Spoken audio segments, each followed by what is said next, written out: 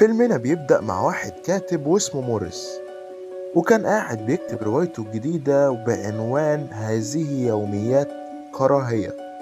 وهو كان عايش في لندن، والليلة دي كانت مليانة مطر. وموريس كان بيحب واحدة اسمها سارة، وقابل لورين اللي بيكون جوز سارة اللي هو بيحبها. وموريس جات له فترة وقعد مكتئب بسبب العلاقة اللي كانت بينه وبين سارة بعد ما انتهت بطريقة وحشة جدا. من الآخر يعني سقعت له.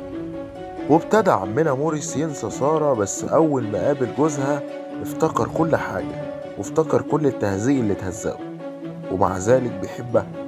وده يعلمنا حاجة، اكتبوا لنا في الكومنتات. وقرر انه يبقى بني ادم مهزأ ويرجع يحاول يكلمها تاني.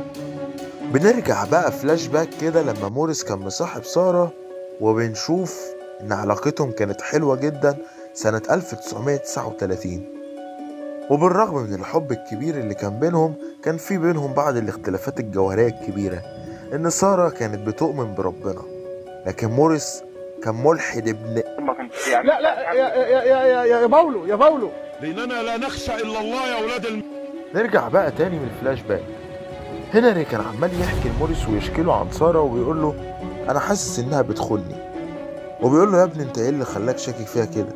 قال له انا شاكك علشان شكلها دخلت في علاقة مع واحد صاحبي من غير ما اعرف. هي دي مشكلته، انه من غير ما يعرف. بس مش مشكلته حاجة تانية، الناس دي غريبة والله. وابتدى عمنا موريس يسلط حد من صحابه علشان يحقق في القضية دي ويجيب له قرارها. وللمرة الأولى طلبت سارة من موريس إنه يقابلها علشان يتكلموا في موضوع هنري ده. وحاول موريس يحط حدود ما بينهم، بس للأسف معرفش، ورجعت العلاقة الغرامية ما بينهم تاني. وبيعرف موريس من الواد اللي مسلطه ده إن سارة بتروح كل يوم للكاهن اللي عندها في الكنيسة وبتقعد معاه. وبنرجع تاني فلاش باك لما موريس كان بيقعد مع سارة على طول، وبيقول لها سيبي هنري سيبي هنري. طلع واطي بيخون صاحبه. طب ما دام قصة الحب كده نار قايدة، امال سابوا بعض ليه بقى؟ تعال انا اقول لك سابوا بعض ليه.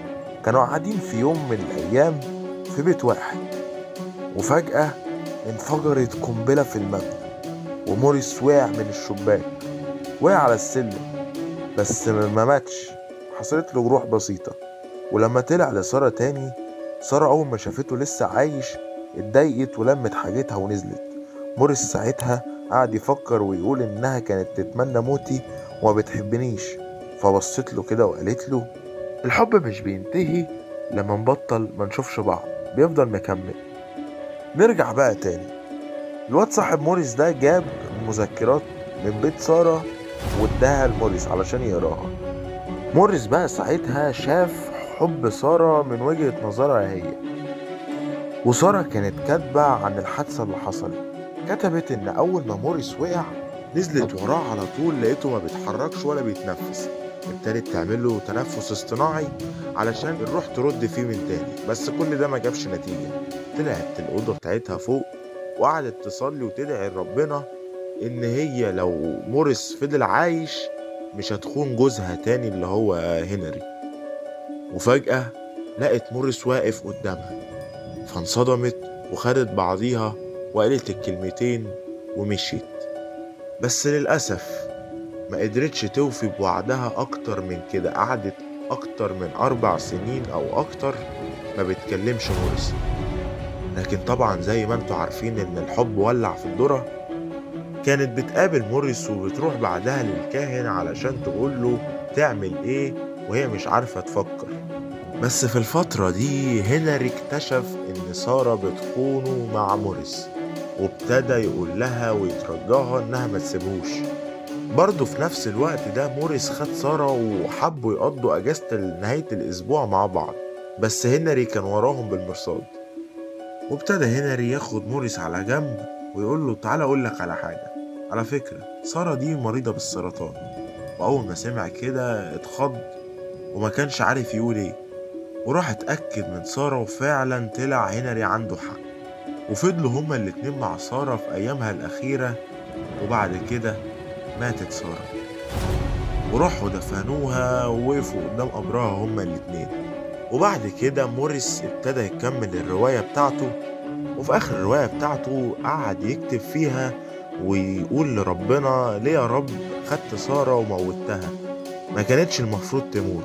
وابتدى برضه في آخر الرواية يصلي لربنا إنه يفضل يحب سارة حتى لو ما شافهاش زي ما هي كانت بتقول. وبنفهم من الرواية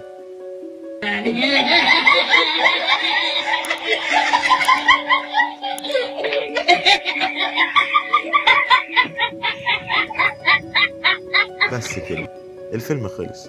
لو عجبك الفيلم متنساش تعمل لايك واشتراك للقناة وتفعل زر الجرس علشان يوصلك كل جديد، وتتفرج على الأفلام اللي فاتت، تستنى الأفلام اللي جاية. بس كده.